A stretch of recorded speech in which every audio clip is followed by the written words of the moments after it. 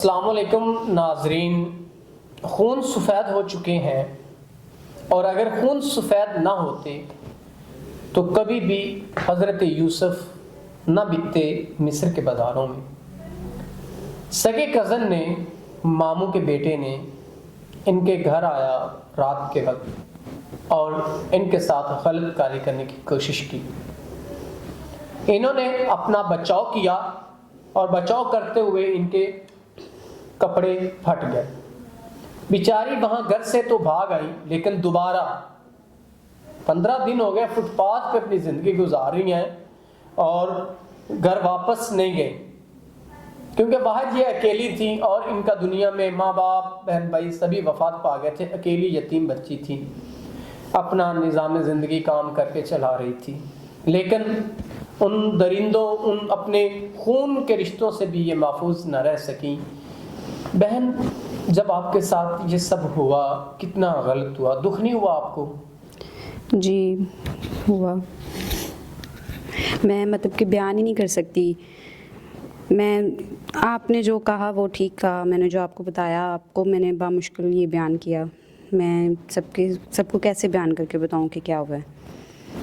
ناظرین، یہ بہن اتنی شرمندہ ہیں کہ ان کے ساتھ جو زیادتی ہوئی ہے وہ بتانا بھی گوارا نہیں کر رہی، کیونکہ میں اب اپنا کس کو کیا بتاؤں، اور اتنے خون گندے اور سفید ہو چکے ہیں جس کی کوئی حد لیمٹ نہیں ہے۔ بیچاری کو یتیم اکیلی کو سمجھ کے اس کے ساتھ زیادتی کرنے کی کوشش کی گئی، جو کہ سراسر غلط ہے، ایسا نہیں ہونا چاہیے تھا۔ تو بہن، یہ سب ہوا، جو آپ فٹ پاتھ پہ آپ نے کہا میں 15 دن سے کھڑی ہوں، کیسے یہ سب معاملات، آپ پھر واپس گھر بھی نہیں گئے اور 15 دن سے آپ فٹ پاتھ پہ کھڑی ہیں، رات کیسے گزرتی تھی، کھانا پینا کیسے؟